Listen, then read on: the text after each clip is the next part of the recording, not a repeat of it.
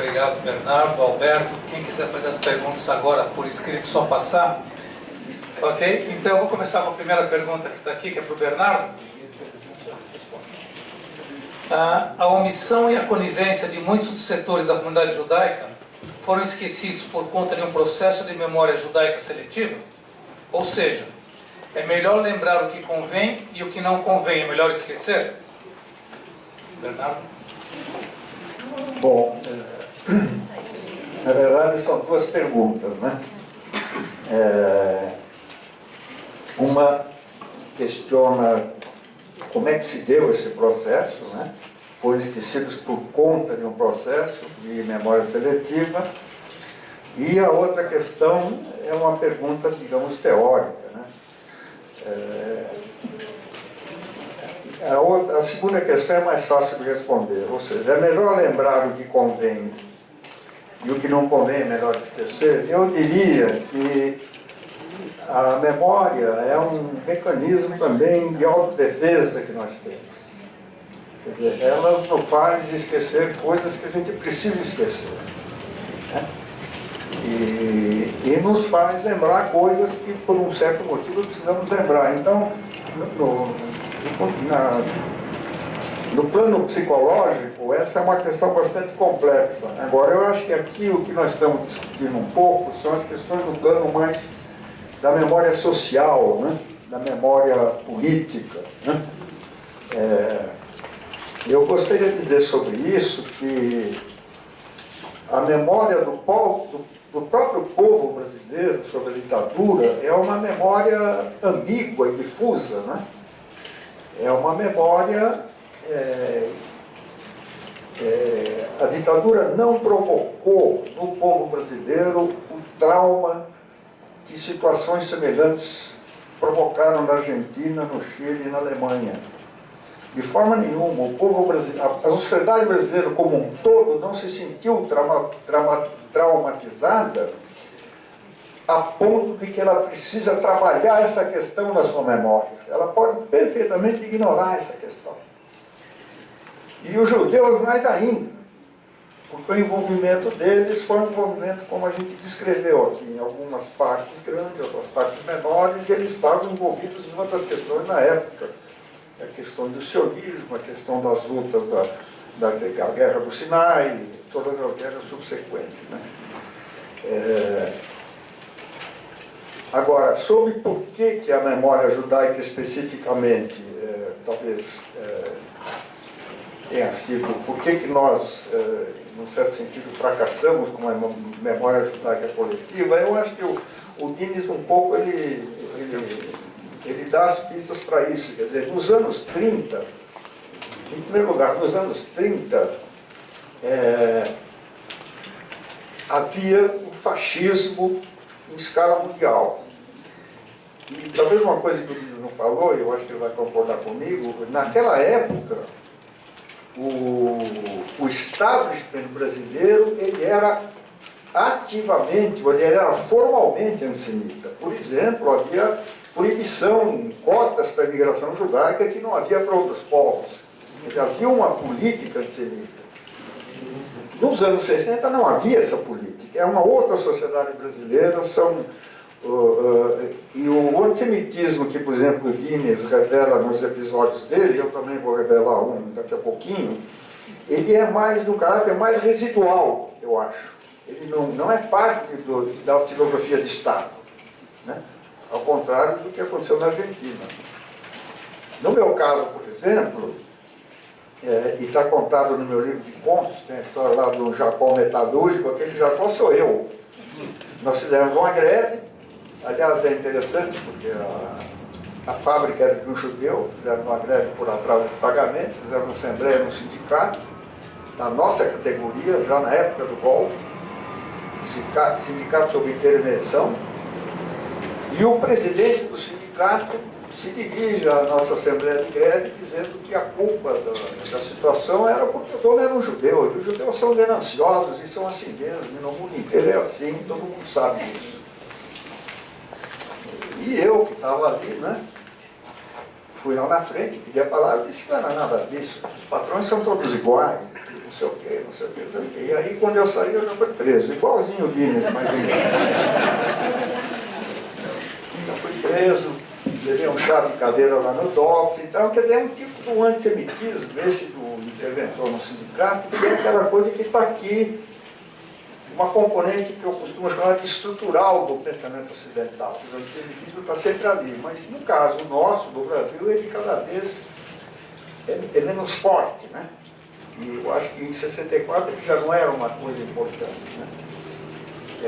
Eu queria dizer mais uma coisinha para aproveitar que fizeram uma pergunta, que eu esqueci de falar quando eu falei do ambiente, é o seguinte: embora essa repressão dura, pesada, cruel, tenha se manifestado sobre grupos muito pequenos que estavam isolados, houve uma repressão enorme, de massa, de caráter que a gente poderia chamar de light, ou melhor dizendo, não muito ostensiva, mas que foi muito importante para limpar o terreno do que veio depois.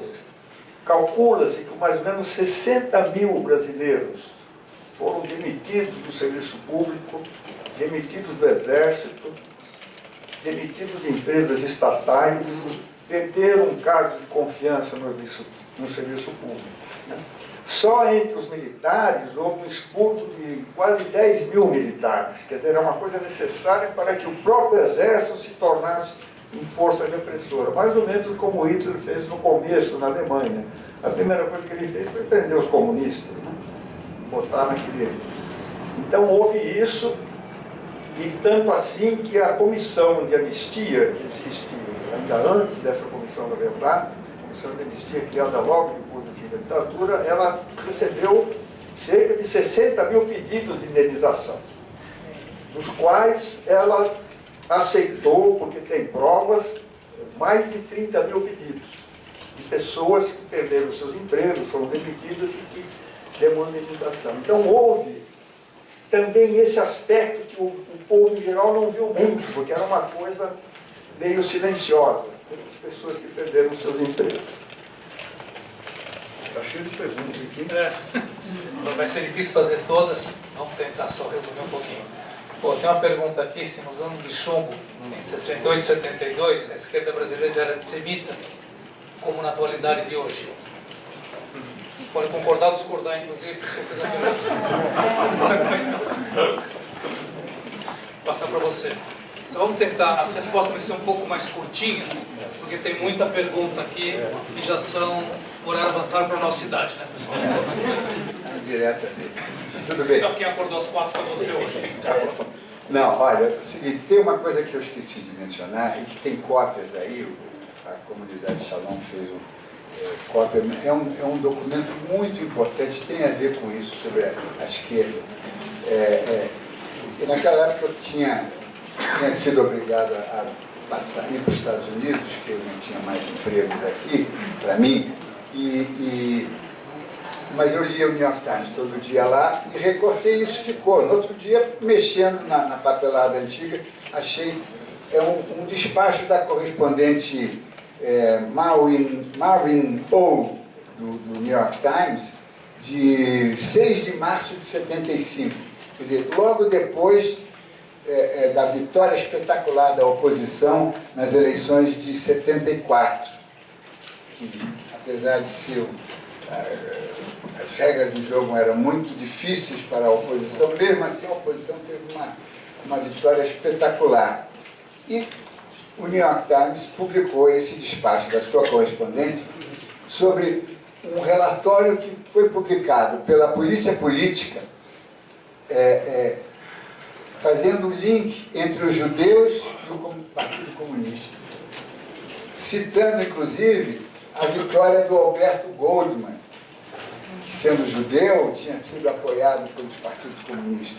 E faz todo um trololó daqui. E agora, é realmente um produto dos serviços de inteligência, né? Eles falam no setor judaico do Partido Comunista. O setor judaico é Yevsektia, né? A seção, é o nome em russo, do Partido Comunista Russo, né? Que era uma seção judaica que tinha, né? Que era diferente do Bund. O Bund não era comunista. Em suma, Isso prova que... Isso é de 75, quer dizer, de extensão, mas os setores políticos estavam sempre querendo forçar de que os judeus são comunistas e os judeus estão ligados à Revolução Comunista. Tem aqui muitas cópias, vale a pena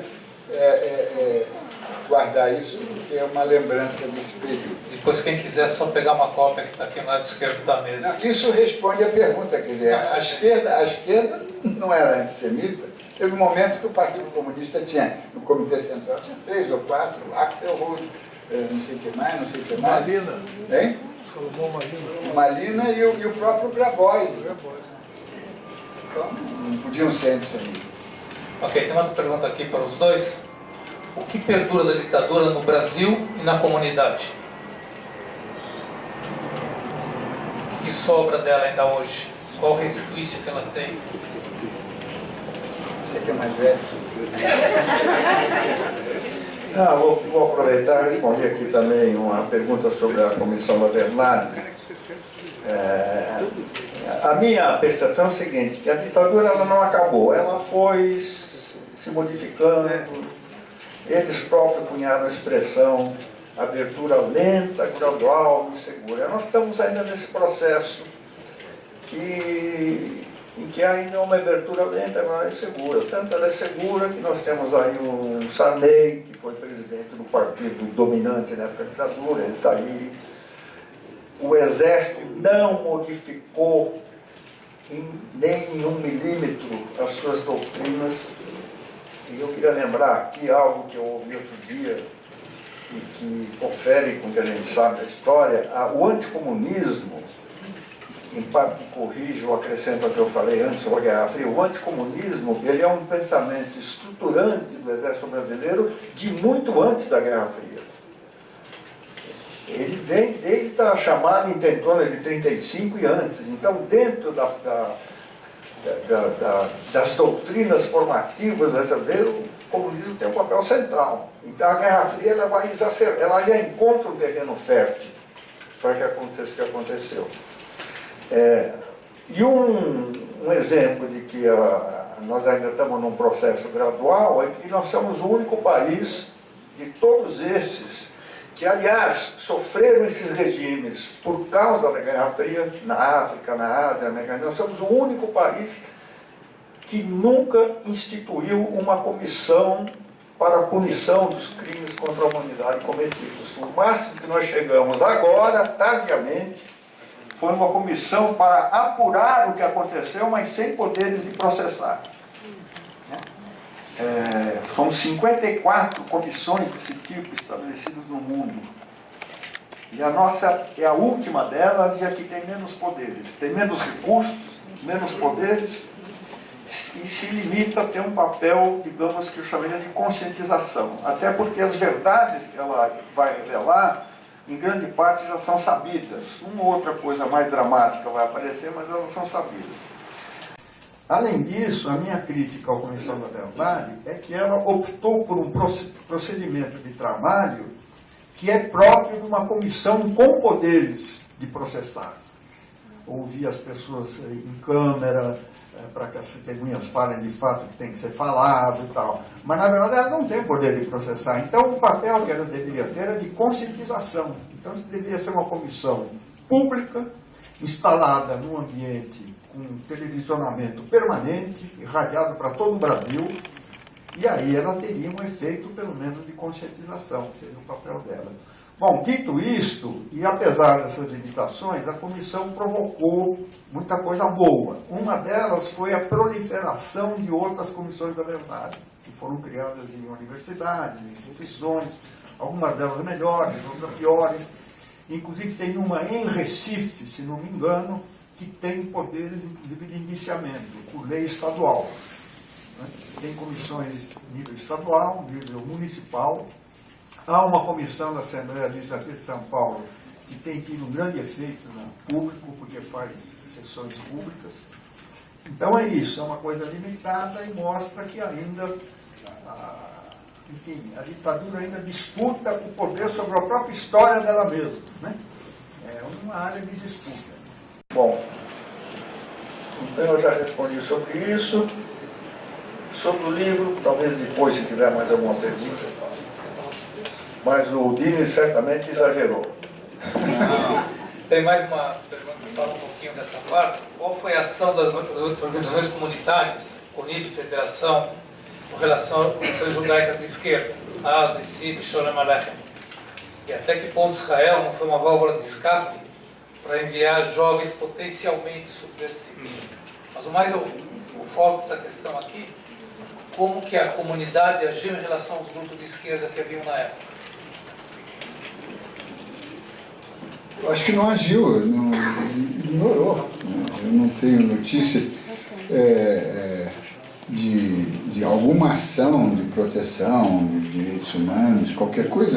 Esse Jaime Rothstein falando com meu pai, a atitude dele é típica, né? Quer dizer, ele deveria até se mexer um pouco, porque o Jornal do Brasil era um grande jornal, ele ia ganhar um certo status. Não, ele falou, não, ele está preso porque ele é jornalista brasileiro. Quer dizer, ele admite que um jornalista possa ser preso. E tirou da questão o fato de ser judeu. Então eu acho que a comunidade, eu acho que ela precisa se rediscutir, se revisar, perceber que ela diminuiu e ela cresceu de importância.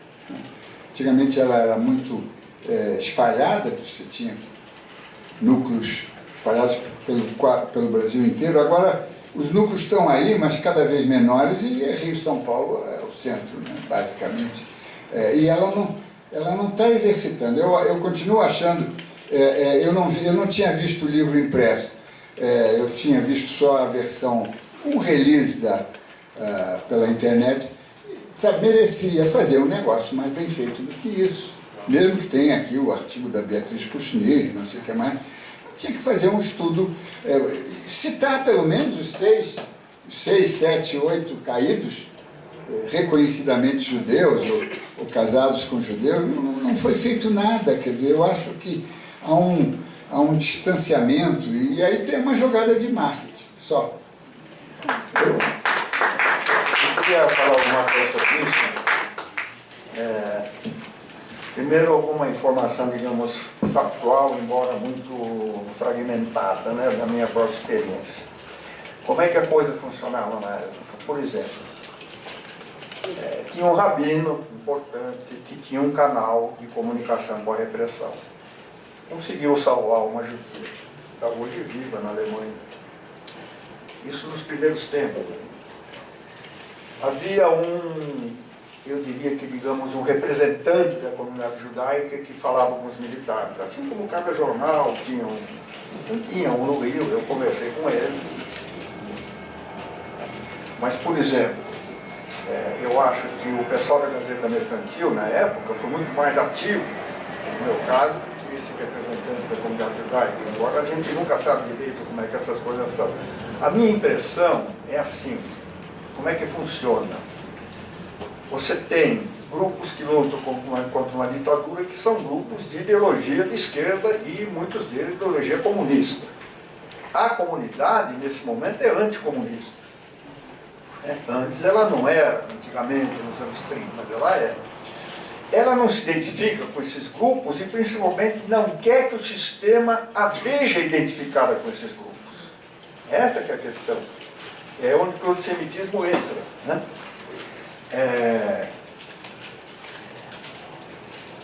Então, por exemplo, eu me lembro de um judeu importantíssimo, que era dono de uma rede de televisão, de uma grande revista, e amigo dos generais. E quando eu falei para ele, depois de muitas, sabe como essas coisas funcionam? Um indica para o outro, então um dia ele te recebe, né? Porque o pai é um escritor importante, aí ele te recebe, e a primeira pergunta que ele faz é: mas ela não era comunista? Eu levantei e fui embora. O que eu podia fazer? Eu estava falando de um desaparecimento de uma pessoa, eu não estava discutindo ideologia. Mas foi a pergunta que ele fez. e talvez era um dos judeus mais poderosos na época. Adolfo Glock ou Oscar? Adolfo. Era o velho, né? O velho era Adolfo, né? Agora, outro mecanismo que funcionava na época, que é um pouco tradição não só dos judeus, mas também dos judeus. Judeus de outros países vinham ajudar, não os daqui. Há uma divisão de trabalho aí também. A Anistia Internacional, aliás, funciona da mesma forma. Os ativistas de um país trabalham pelos oprimidos do outro país. Hoje parece que essa regra está mudando. Então, por exemplo, nós tivemos a visita de um cara da Argentina, que veio. Eu fui aos Estados Unidos, o comitê American Jewish Committee mexeu os pauzinhos, senadores americanos mexeram os pauzinhos. O Estado de Israel forneceu salvo-condutos para o casal caso eles fossem encontrados. Chegamos nesse ponto. Então houve uma mobilização internacional muito forte.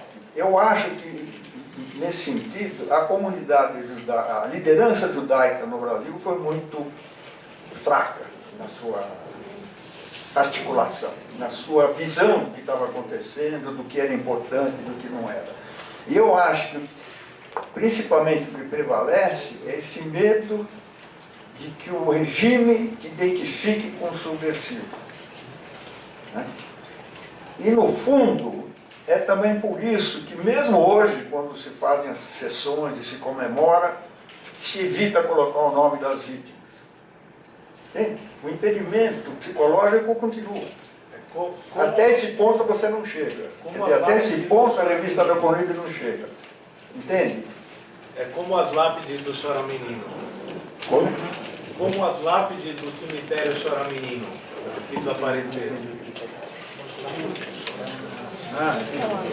Sim. Ok, pessoal. Mais ou menos isso. Então, estamos já mais do que passados da hora. Eu vou passar a palavra primeiro para quem começou, o Bernardo, para as últimas considerações, depois para o Humberto, mas antes eu queria agradecer à comunidade Shalom por dispor de espaço para a gente, convidá-los novamente para a comemoração de Yom HaTzmaut amanhã à noite, às 7 horas aqui na Shalom. Bernardo, por favor. Bom, eu só quero agradecer a presença de todos, a atenção dada e que vocês me desculpem qualquer palavra um pouco menos pensada, né? Só isso. Muito obrigado.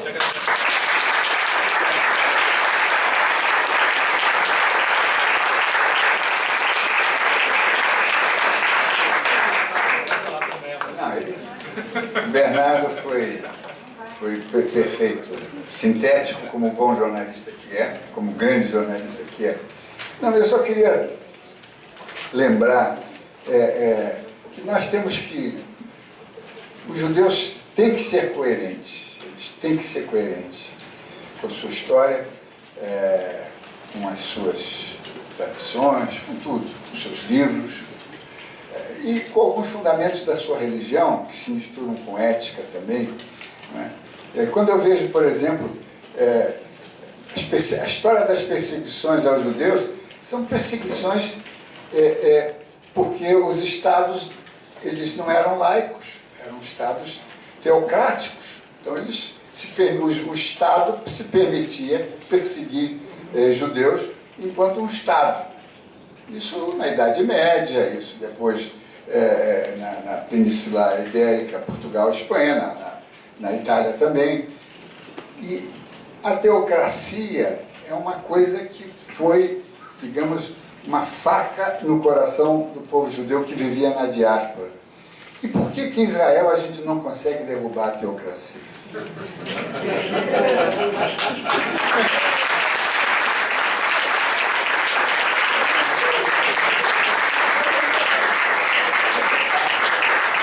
Eu só queria agora agradecer em nome pessoal, em nome da comunidade, a presença de vocês dois aqui, que abrilhantaram muito, muito nossa noite. Simone vai trazer uma lembrança muito pequena pelo tamanho da colaboração de vocês. Muito, muito obrigado e até amanhã à noite, pessoal.